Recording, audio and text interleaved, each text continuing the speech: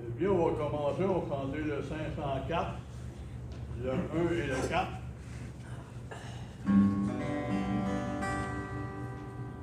Sur le 1, le 6.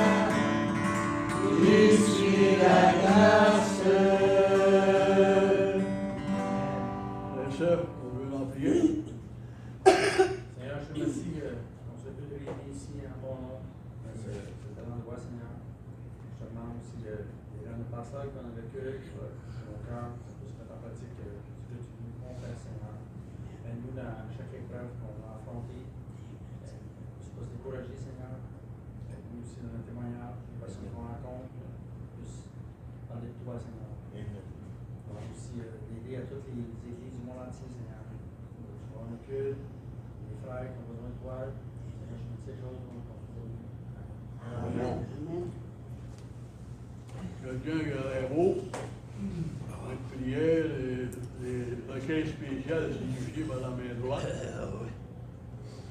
Voilà Dieu. On va commencer le 377.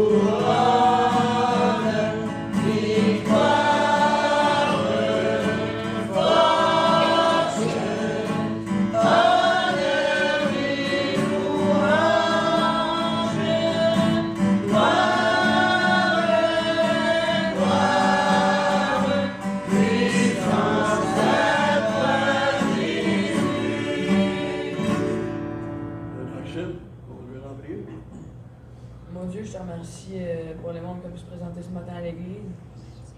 Je te demanderai de donner les mots à grand-père pour le message ce matin. Protège-nous dans cette nouvelle semaine qui se présente. Je te demanderai aussi de mettre ta main puissante et guérison sur chacun des malades. Pardonne-nous tous nos péchés, nous en commettre de moins en moins. Et ramène le brebis égaré, si vous êtes de nouvelles, c'est ta volonté. Au nom de Jésus, amen. Donc, les frères et les mots d'encouragement. Très bien. Hier, j'ai fait une petite étude. J'ai mis ça sur l'audio.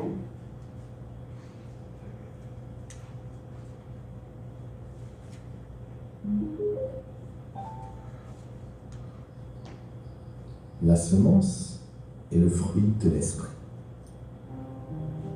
Chaque arbre, chaque fleur, chaque fruit, tout, que ce soit caché au cœur du fruit ou suspendu à ses branches, il y a toujours une graine prête à se donner, prête à être portée par le vent ou confiée aux mains d'un semeur.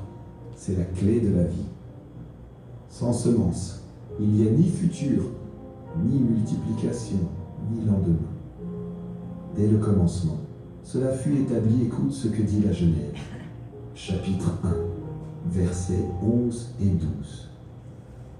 11. Puis Dieu dit que la terre produise de la verdure, de l'herbe portant de la semence, des arbres fruitiers donnant du fruit, selon leur espèce, et ayant en eux leur semence sur la terre. Et cela fut ainsi. 12. La terre produisit de la verdure, de l'herbe portant de la semence selon son espèce, et des arbres donnant du fruit, et ayant en eux leur semence selon leur espèce. Et Dieu vit que cela était bon. Ce principe-là, cette sagesse ancienne, ne concerne pas seulement la végétation. L'homme aussi, dans sa chair, porte la semence qui assure la continuité de l'humanité sur la terre. Mais ce n'est pas de cet homme que je veux parler. Ce qui m'anime ici, c'est l'homme intérieur. Celui qui est né de nouveau par la grâce de Christ, cet être spirituel, homme ou femme, que Dieu fait renaître à sa lumière. Car Dieu désire que cet être-là aussi porte du fruit, et qu'il contienne en lui une semence vivante, capable de se multiplier, de croître et de subsister dans ce monde. Imagine un instant, s'il n'y avait plus de graines, plus de semences dans les champs, que resterait-il de notre alimentation, de notre végétation, de nos récoltes? L'homme a compris cela au point de créer une réserve mondiale de semences enfouies dans les terres glacées du Spitzberg, en Norvège. Là-bas, à l'abri du temps et des catastrophes, reposent les graines des cultures essentielles de la planète pour préserver la vie, si jamais tout venait à disparaître. Mais qu'en est-il du cœur humain? Et s'il n'y avait plus de fruits dans nos cœurs? Je parle ici des bons fruits, ceux de l'amour, de la paix, de la bonté. Imagine un monde privé de ses semences spirituelles. Un monde sans amour, sans pardon, sans douceur. Ce serait le véritable chaos. Écoute plutôt ce que Paul écrit dans Galates 5, versets 22 et 23. Mais le fruit de l'esprit, c'est l'amour, la joie, la paix, la patience, la bonté, la bienveillance, la foi, la douceur, la maîtrise de soi. Contre de telles choses, il n'y a pas de loi. La loi de Dieu ne s'oppose pas à ces choses, au contraire. Elle les chérit comme au premier jour. Dieu voit que cela est bon. Celui qui porte ses fruits est agréable à ses yeux. Mais alors, comment porter de tels fruits? Tout commence par le fruit de la repentance. C'est là que tout germe avant de semer. Tout cultivateur le sait. Il faut préparer la terre, arracher les mauvaises herbes, briser les mottes, enlever ce qui empêche la semence de croître. De la même façon, Dieu nous appelle à ôter ce qui entrave notre cœur. Les mauvaises pensées, les rancunes, les colères enfouies, il nous invite à nous repentir, à lui confier notre cœur, pour qu'il y plante sa semence. Et alors, Dieu fera croître en nous des fruits abondants. L'homme a bâti des banques de semences pour préserver la terre, mais Dieu aussi a ses réserves. Répandues partout sur le globe, ce sont les églises, les lieux vivants où l'on trouve en abondance les fruits de l'esprit, prêts à nourrir les âmes affamées. Et toi, tu es appelé à être porteur de cette semence, à répandre autour de toi l'amour de Dieu comme un semeur fidèle, dans la joie, la paix et la lumière.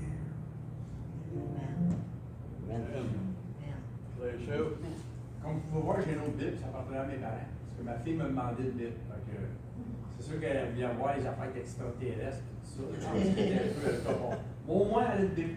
Fait que peut-être qu'elle va tomber sur un verset, puis ils sont tous suivis en plus. Alors, je pense que c'est la Bible de ma mère ou mon père, c'est important. Fait que, on ne sait jamais, on va prier pour ça. Hein? Amen. et l'autre frère, Frère Jean, Jésus lui dit, je suis la résurrection et la vie. Celui qui croit en moi vivra, quand même il sera mort. Et quiconque vit et croit en moi ne mourra jamais. Crois-tu cela? Amen. Non, frère, tu te bénis. L'autre frère, je viens vous joindre en prière. Père éternel, on te remercie encore, Père, qu'on ait pu se réunir, de louanger, de glorifier, Père. Je demande, Père, d'emmener toutes tes brebis guéries de ta bergerie, Père. Je demande, Père, pasteur ma soeur, de lui donner les mots, les exemples, les versets, ce qu'elle a besoin de nous édifier, Père. Je demande, Père, de nous ouvrir des portes pour qu'on puisse témoigner de ta parole, et rendre venir accepter ton Fils comme leur sauveur, Père. Je demande, Père, faire venir ton avènement le plus vite possible, Père. Je demande aussi, Père, de nous protéger du chemin du retour. Je demande, Père, pardon pour les nombreux manquements qu'on fait contre toi, chaque jour, Père. C'est au nom de ton Fils Jésus, la plus grande gloire. Amen. Amen, amen. Vous voudrez bien chanter le 605.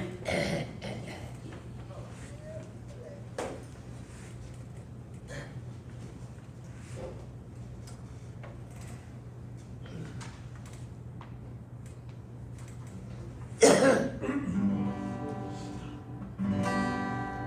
le 1.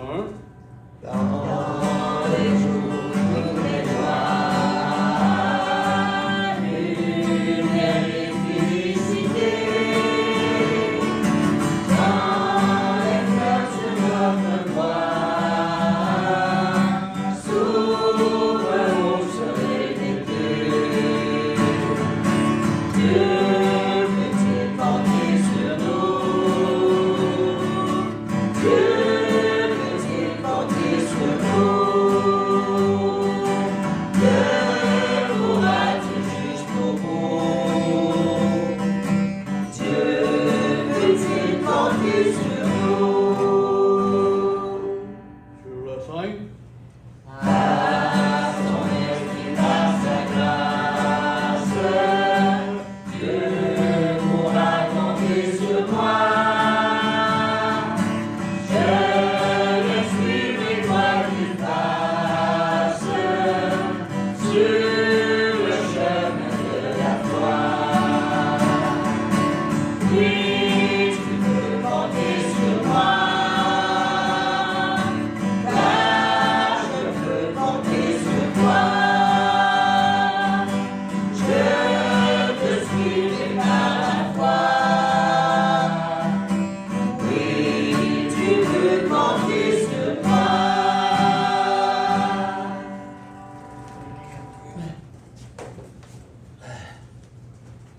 Amen. Ah.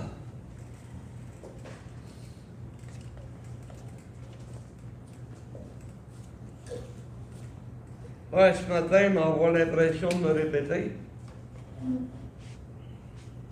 L'étude que Frère Pierre vient d'apporter, mais vous allez comprendre que je vous donne les versets. Dans l'Évangile de Jean au 4e chapitre, verset 32.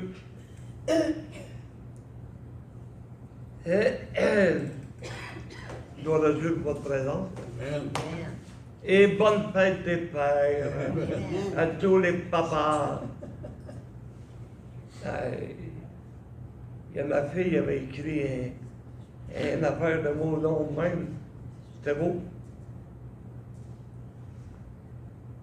Puis je l'ai répliqué.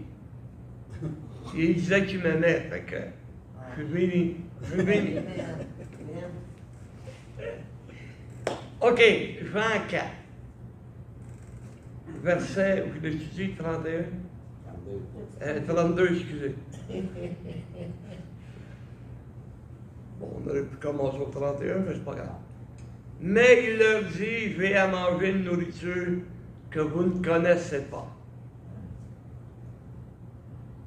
Les disciples se disaient donc les uns aux autres, est-ce que quelqu'un lui aurait-il apporté à manger? Jésus leur dit, ma nourriture est de faire la volonté de celui qui m'a envoyé et d'accomplir son œuvre. 35. Ne dites pas qu'il y a encore 4 mois jusqu'à la moisson. Voici, je vous le dis, levez les yeux et regardez les champs qui déjà blanchissent pour la moisson. Bon, Jésus fait la rencontre de la femme samaritaine au puits. Les disciples étaient étonnés que Jésus parle à une samaritaine. Parce que la Samarie avait été conquise par les Assyriens.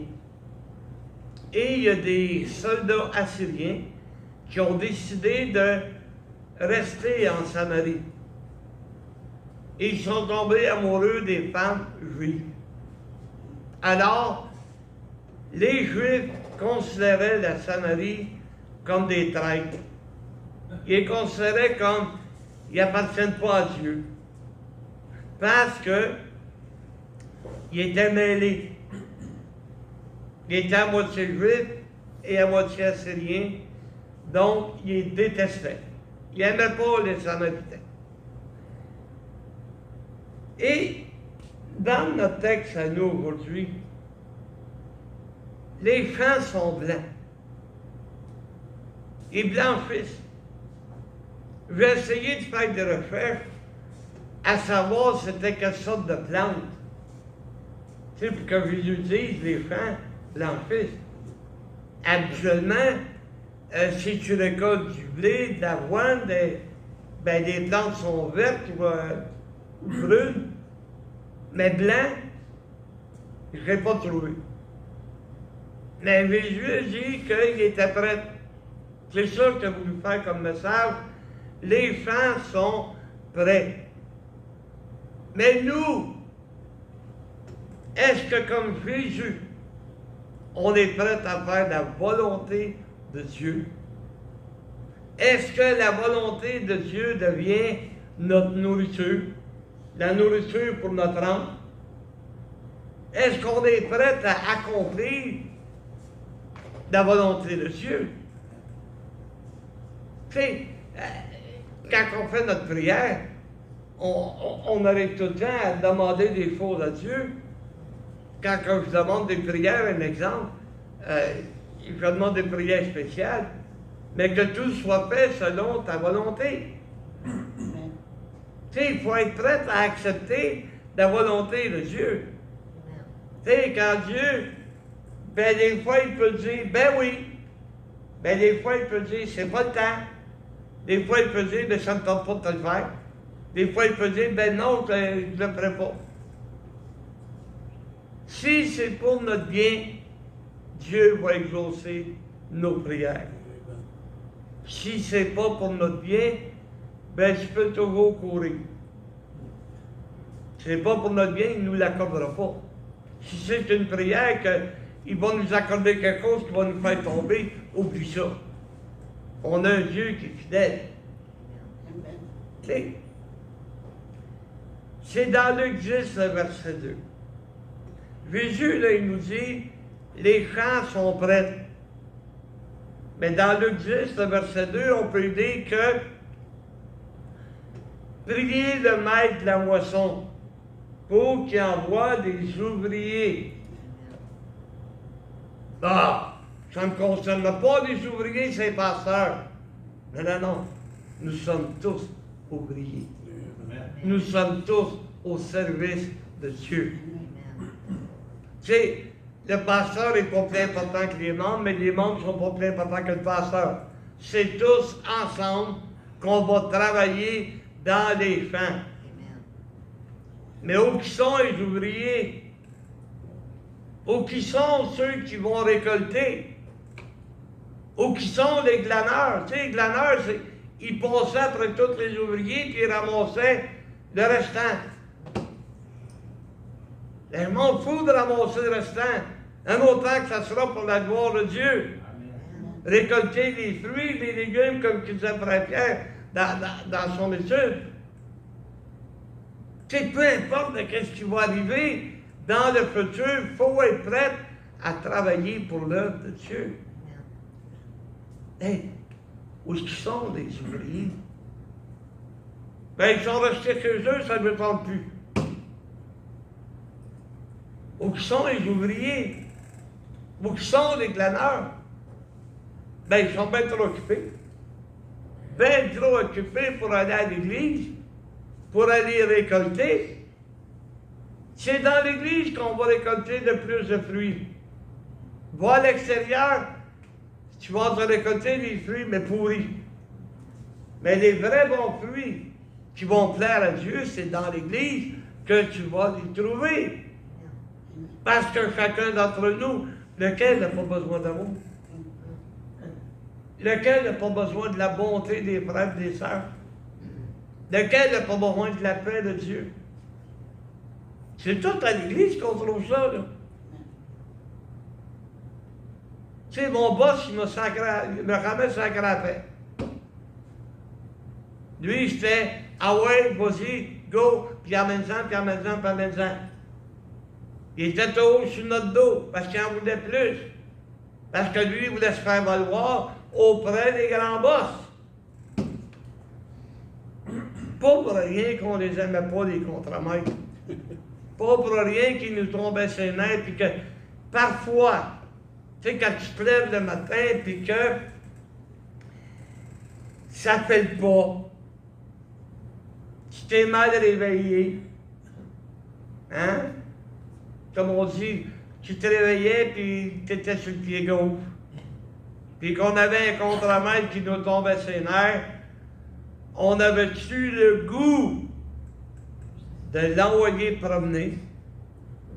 Puis des fois, le goût est encore plus fort. Il sacrait une bonne plaque quelque part.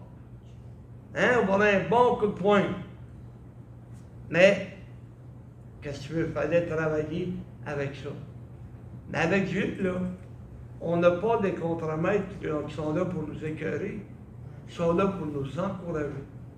Ils sont là pour travailler avec nous autres.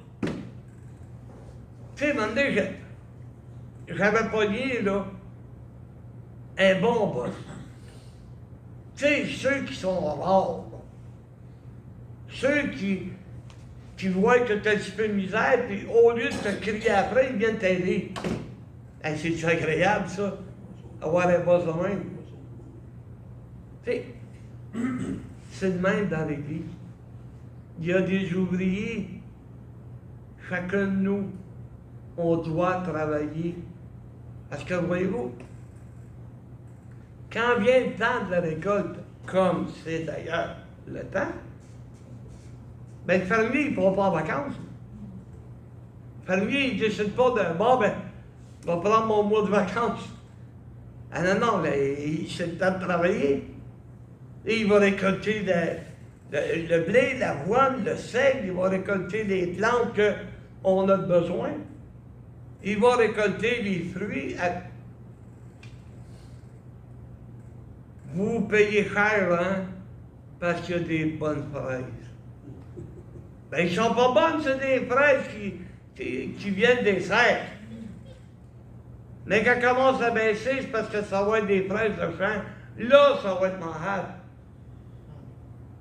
Mais attends pas un mois. Les coups, c'est prêt à être cueilli. Attends pas un mois, ils vont tous pourrir sur place. C'est le temps de récolter. Peu importe le fruit, peu importe le légume, le fermier a beaucoup de travail à faire. Et, prenons l'exemple du blé. Il va aller le cueillir.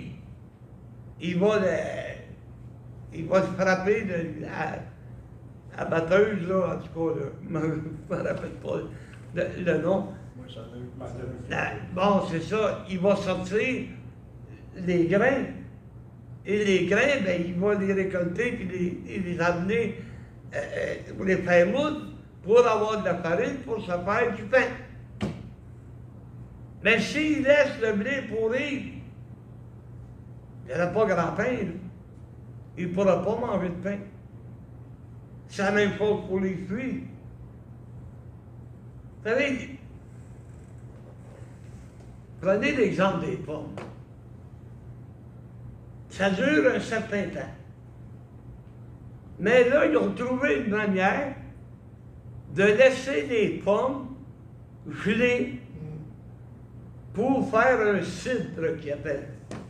Faire de la boisson avec. Ils ont trouvé une utilité supplémentaire. Quand c'est le temps de récolter, comme je viens de dire, c'est pas le temps d'aller en vacances. Pas le temps de dire, ben bon, ça ne me tombe pas. J'ai pas le goût. Non, non. Le fermier, là, il ne regarde pas les heures. Quand c'est le temps de ramasser, là, et combien de fois vous avez vu ça? À noirceur, ils ont des spots, là, c'est gros même. Ils éclairent le champ au complet. Ils travaillent jusqu'à 10h, 11h, minuit. Parce qu'il faut que ça soit rentable. Il ne faut pas qu'il y ait que un petit jardin. Lui, il est là pour faire de l'argent. Fait que plus qu'il va en faire, mais plus qu'il va récolter, plus qu'il va aller au marché et qu'il va les vendre. Fait, prenez celui qui récolte des carottes. Mais il va les nettoyer, il va les trier, il va les mettre en sac, puis il va les vendre au marché. C'est tout à fait normal. Mais il pourrait prendre des carottes et dire, bon, ben, va faire rien des carottes pour les chevreuils, pas moins les laver. Et il n'en vendra pas bien, parce qu'on a beau d'avoir des chasseurs, mais de là à dire qu'il va prendre toutes les récoltes de carottes qu'il y a au Québec, wouhou! Il a besoin de 50. Donc, un coup qu'ils ont tous récolté. Mais la job n'est pas finie. Il faut qu'ils préparent la terre pour l'année d'ensuite. Et l'année d'ensuite, ben, qu'est-ce qu'il va faire? Ben, il va semer. Il va semer, il va prendre soin. Ils vont aller voir le semence régulièrement pour enlever les mauvaises herbes. Pour que, comme que Frère Pierre disait dans son étude, que ça pousse tout régulier. S'il laisse les mauvaises herbes grandir, ben ça va étouffer la plante. C'est pour ça que de qu'est-ce qui n'est pas de Dieu, on doit l'enlever de nos vies. Parce que ça va étouffer la plante que le Seigneur a mis en nous. Ça va étouffer les fruits. Donc, c'est pas le temps de cesser, pas le temps d'arrêter, c'est le temps de commencer. C'est le temps de commencer parce que si au temps de Jésus, les champs étaient prêts, imagine-toi aujourd'hui, comment est-ce que les champs doivent être prêts? Comment est-ce que les champs, il faut les récolter, parce que sinon, ça va pourrir. Et pourrir sur place, ça ne servira pas à grand-chose. Le temps de la récolte, c'est le temps le plus dur. Vous ne ferez pas croire que, hey, être enfant de Dieu, c'est tellement le fun, c'est tellement beau, c'est tellement agréable. Il y a des fois, ça nous tombe sur les nerfs. Il y a des fois qu'on n'a pas le goût. C'est normal. Parce qu'on a le diable qui est contre nous. Penses-tu qu'il va nous laisser récolter des bons fruits du Seigneur? Tu sais, dans Galates 5, là, juste avant, là, avant les versets que Frère Pierre a lus, ben, il est écrit noir sur blanc toutes les choses qu'on devrait enlever, qui sont de la mauvaise herbe dans nos vies. ce qu'on appelle le péché. Mais, parle pas de ça. Voyons donc, le péché, ça n'existe plus. Voyons donc, c'est des imaginations de pasteurs. Ben moi, j'ai l'imagination de Dieu. Parce que je ne me fie pas sur mon imagination, je me fie sur la parole de Dieu, qui m'amène à imaginer, ah, c'est ça que Dieu veut qu'on fasse. C'est ça que Dieu veut qu'on enlève de nos vies, parce que ça nous nuit. Hein? Donc, la moisson est grande. Les champs sont blancs. On a besoin d'ouvriers, de glaneurs. Et dans Matthieu 21, verset 28, on précisait, on va finir avec ça.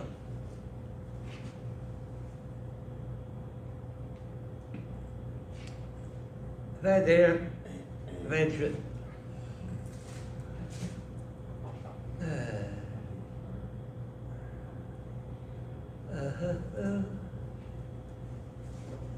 Que vous ensemble, OK? Qu'est-ce que vous en pensez? Écoutez bien. Il y avait un homme, il y avait 2 fils. Et s'adressant au premier, il dit, « Mon enfant va travailler aujourd'hui dans ma vie. » Et on continue. Il répondit, « Ça ne me tente pas. Je veux pas. » Ensuite, il se repentit et il y alla. Oh, on a une chance, là. Nous sommes un de ses 2 fils. Nous nous sommes repentis. On a accepté Jésus comme notre sauveur. Puis là, on est dans les champs, puis on travaille. Hein? Mais, bon. S'adressant à l'autre, il dit la même chose. Et le fils répondit, « Ah ben oui, pourquoi pas, hein? Pourquoi pas, Seigneur? » Mais il n'a pas été. Hein? Tu sais, les chrétiens du dimanche? Oh, moi, je suis un bon chrétien, je vais à l'église à tous les dimanches, à toutes les semaines. Autrefois, j'allais dans ce qu'on appelle une église romaine. Puis qu'est-ce que je faisais, là? Je faisais des singeries que le curé en avant faisait. Puis après ça, je me retournais chez nous. Tu sais, il y a une maison qui lui, c'était tous les dimanches, il fallait qu'il aille à sa messe. En sortant de là, il arrêtait la brasserie. C'était prendre un coup. Quel chrétien! Puis le coup qui était sous, ben, il cherchait une femelle à halal. Oh! Oh, on avait la même réaction que toi, mon frère. Il trompait sa femme, gros comme le bras. Là, aujourd'hui, je vais à l'église, je ne suis pas un chrétien du dimanche. Okay? Mon comportement dans l'église, y a-t-il quelqu'un qui peut me reprocher quelque chose? Ben, adopte le même comportement durant la semaine. Hein? Durant la semaine, ben, sois pas rien qu'un chrétien du dimanche, sois un vrai chrétien. Sois un enfant de Dieu, qui aime Dieu et qui veut le servir. Et qui va voir les champs qui sont blancs et qui va avoir le goût d'y aller. Ça ne tente pas, il s'est repenti, mais il était pareil. Tandis que l'autre, lui, lequel des deux a fait la volonté du Père? Hein? Il répondait, le premier. Et Jésus leur dit, je vous le dis en vérité, des publicains et des prostituées vous devanceront dans le royaume de Dieu. Hey, c'est pas insultant, toi. Et Il était insultant, le Seigneur Jésus. Tu sais, les publicains et les prostituées, ils mettaient ça ensemble. Comme si c'était compatible. Les publicains et les prostituées vont se repenser, ils vont travailler à l'œuvre de Dieu. Mais vous, les scribes, les pharisiens, qui étaient censés de conduire ces gens-là, ben eux autres, ils vont vous devancer. Et ils n'ont pas choisi, ils n'ont pas choisi les personnes, les exemples. Le publicain était l'homme le plus détesté qu'il y avait pas. Il était au service des Romains. Il n'y a pas un juif qui les aimait. Puis les prostituées, oh non, pas moi. Et quand Jésus il écrit le nom, là, il écrit sur le sable, il écrivait le nom du gars qui avait couché avec la prostituée. Ça, là, j'en suis convaincu, j'ai hâte d'aller au ciel, puis de voir ce bout de film-là. Convaincu qu'il écrivait le nom du gars. Pour ça que, au bord de conscience, les attaquer. Quand il a dit que celui qui avait péché dans la première claque, ouh! Ça va bien d'accuser la femme, c'est une prostituée. Mais t'es-tu mieux, toi, le client? Hein? Le client n'est pas mieux, là. Elle n'a pas fait ça tout seul. Et des objets sexuels n'existaient pas dans ce temps-là. Il n'y avait pas de sex shop. Ils ne pouvaient pas s'amuser, là. Les pauvres femmes. Mais non, écoute, tu sais, s'ils en sont rendus à aller dans le sex shop, c'est parce qu'il y a un manque quelque part. Bon, et voilà. Donc, ils vont vous devancer dans le royaume de Dieu parce qu'eux autres se sont repentis et qui ont été travaillés à l'œuvre de Dieu. Nous sommes tous des ouvriers. On est tous des ouvriers pour Dieu, puis c'est ensemble qu'on va réussir à récolter. On va réussir à avoir une récolte pour Dieu. Il n'y a pas une personne qui est importante que l'autre. C'est ensemble.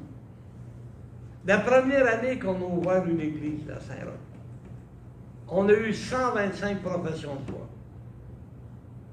Puis là-dessus, là, je ne veux pas m'avantager ou me vanter, mais il y en avait au-dessus de 115, c'est moi qui les ai témoignés. Mais savez-vous comment ça se fait que je les ai témoignés? Je n'ai pas été cogné partout n'importe.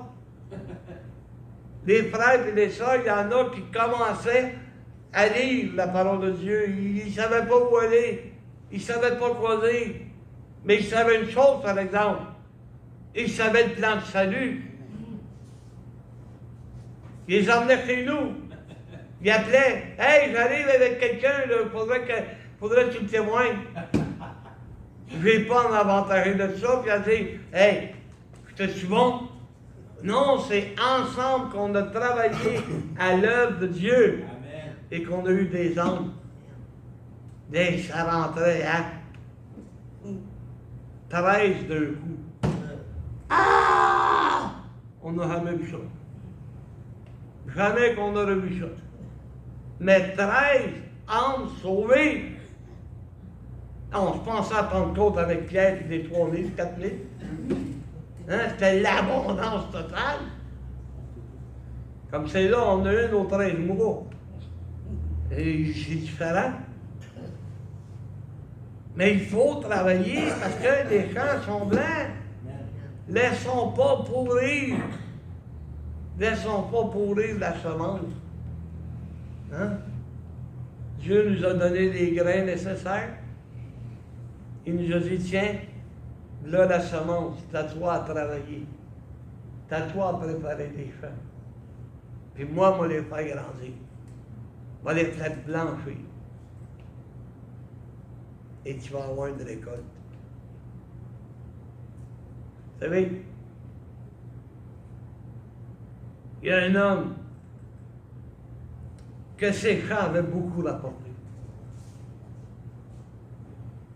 Il a dit, bon, ben c'est correct, on va bosser des greniers plus grands. Puis après ça, ben, mon pouvoir dire, repose-toi mon âme. Non, non, si Dieu t'avait donné un surplus, c'était pour que tu puisses aider les pauvres, les donner aux pauvres. C'est pour ça que tu as donné un surplus. Parce que c'est pas le temps de se reposer, là. Hein?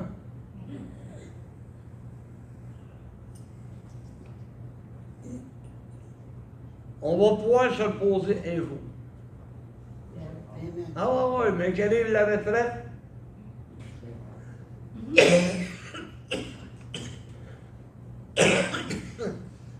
On va pouvoir se reposer. Mais c'est à quel âge de retraite pour un chrétien? Jamais. On est loin du 55 ans. Liberté 55, on est loin de ça. Je connais des pasteurs qui sont rendus à 90.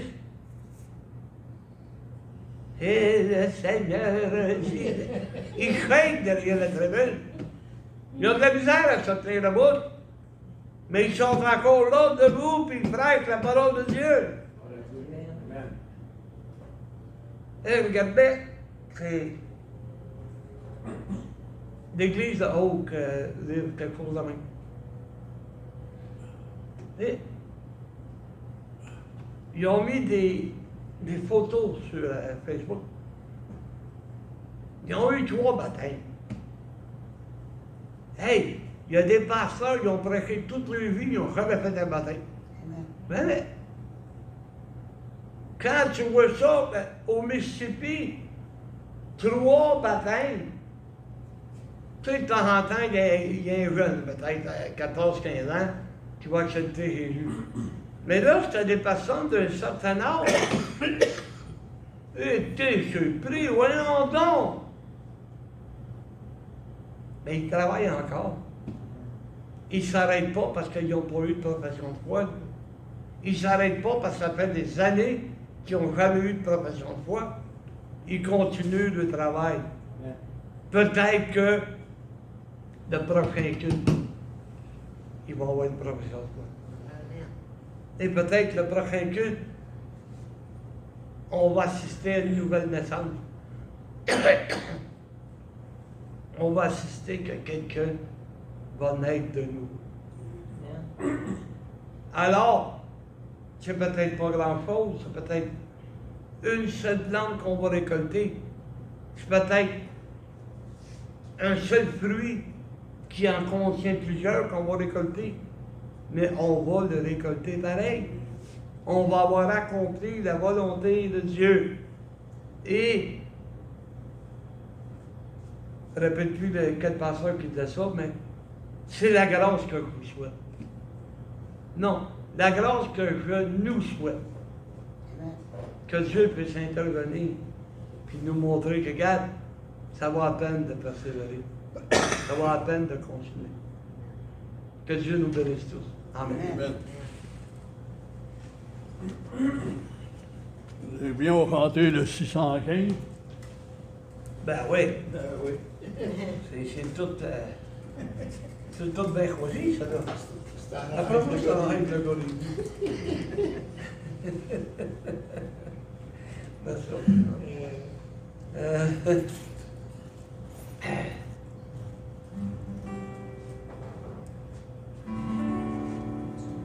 Oh boy. Ouais. Sur le 1.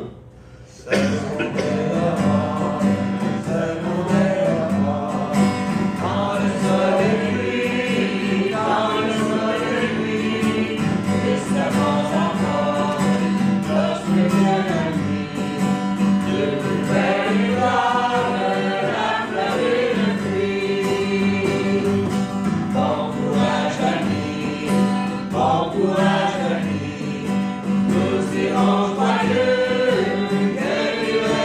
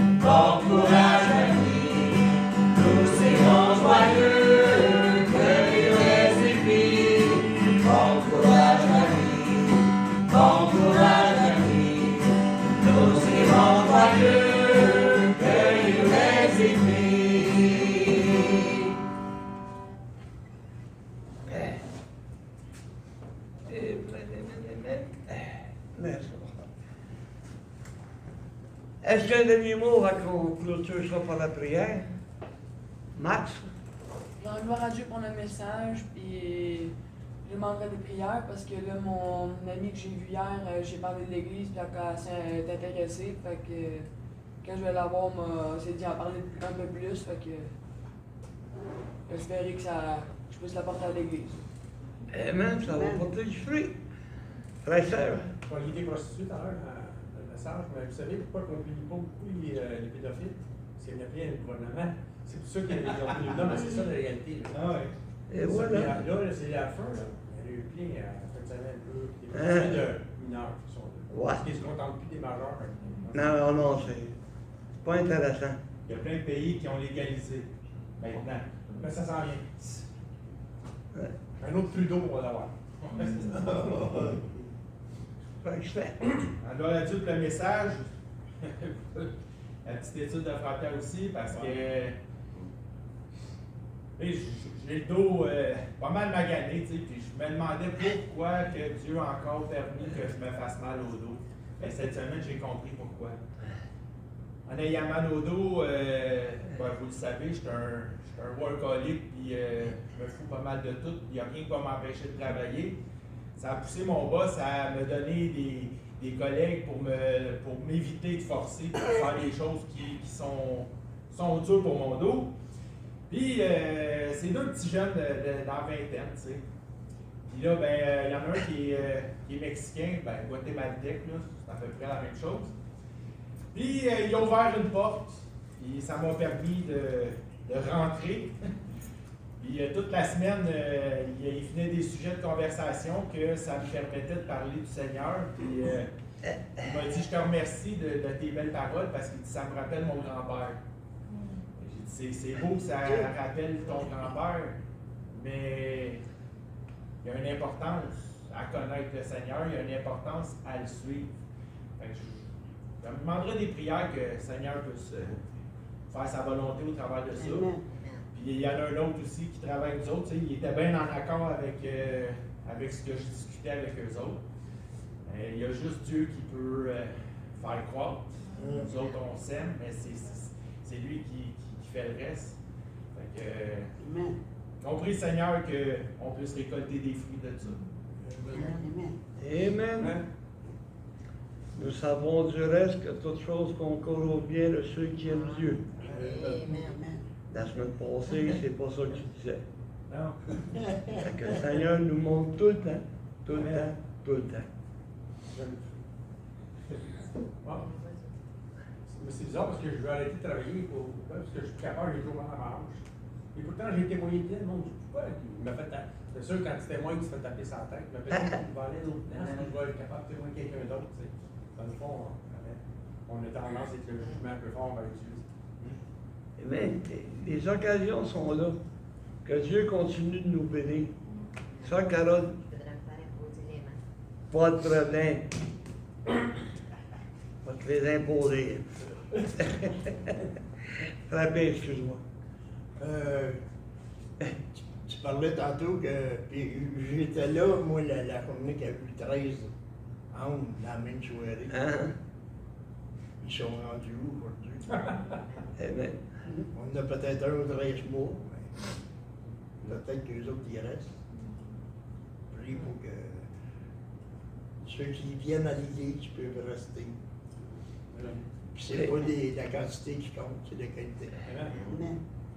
Je me souviens, on avait organisé un réveil. Puis on avait demandé 26 ans. Quelqu'un a lancé ça derrière. Pas 24, pas 25, 26. Et le dernier soir de cette semaine de réveil, on avait 24. C'était beau, une belle récolte, mais on était déçus. Oui. Mais il y a un jeune couple qui était venu à l'église, qui venait de Montréal. Et je les ai vus sortir avant la fin des cantiques. Ben, je suis sorti dehors. Je les ai dit, y a-t-il quelque chose que vous n'avez pas compris? Ben non, c'est parce qu'on est trop gênés. Et la joie que les églises ont eue d'avoir ces 2 angles-là de plus. On arrivait à 26.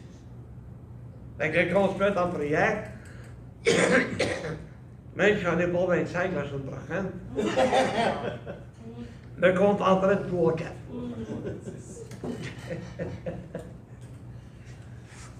Rien n'est impossible à Dieu. Amen, mon frère. Ça, Carole, c'est mon nom du Père, je fais ça, Seigneur. Tu deviens la prière, Père éternel. J'aimerais te demander, Seigneur, pour notre soeur Carole, mon Père, de mettre ta main guérissante sur elle, Père. Enlève-lui toute malaise, toute douleur qu'elle doit avoir dans son corps, Seigneur. Aide-la à prendre la bonne décision, Seigneur, pour qu'elle puisse être mieux dans le futur, mon Père. Tu te demandes de nous aider en toutes choses, et je t'en prie, au nom de Jésus, je te le demande. Amen. Amen.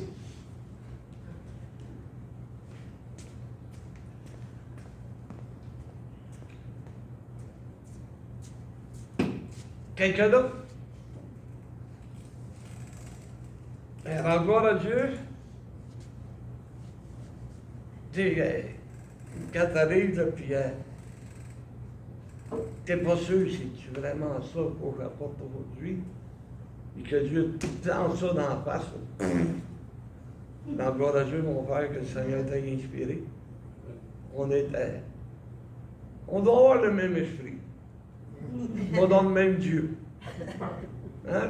D'après moi, là, tu ne peux pas avoir tout le temps quelque chose de questionner comme étude. Puis j'avais le choix de 3. En plus. J'avais trois titres différents. Ah ben moi, j'étais plus encore, il n'y en avait rien que 2. Puis, c'est la première que j'ai faite, c'est celle-là. Ah, oui. Il me demandait, il veut-tu prendre ma place, lui-là? C'est quoi, là? Gloire à Dieu, ça a été agréable d'être en votre présence, puis ça a été agréable pour moi d'apporter le message. Mais si après un autre mot, on va demander à Frère Jean-Michel qu'on en prière de clôturer. Père éternel, je te remercie, mon Père, de nous avoir réunis ce matin, mon Père. Amen. Merci pour les bonnes paroles qu'on a eues ce matin, mon Père. Aide-moi de mettre en pratique, de m'en souvenir, mon Père. Je demande de protéger les malades, mon Père. Je demande de sauver les enfants. Je demande d'exaucer tes requêtes, mon Père. Amen. Je demande de protéger Pasteur Marcel puis Sœur Christiane. Je demande Amen. de protéger vraiment Sœur Carole, mon Père. Je demande, mon Père, tu sais qu'on t'a pris Jésus. Amen. Dieu nous bénisse. Oh. Bon courage.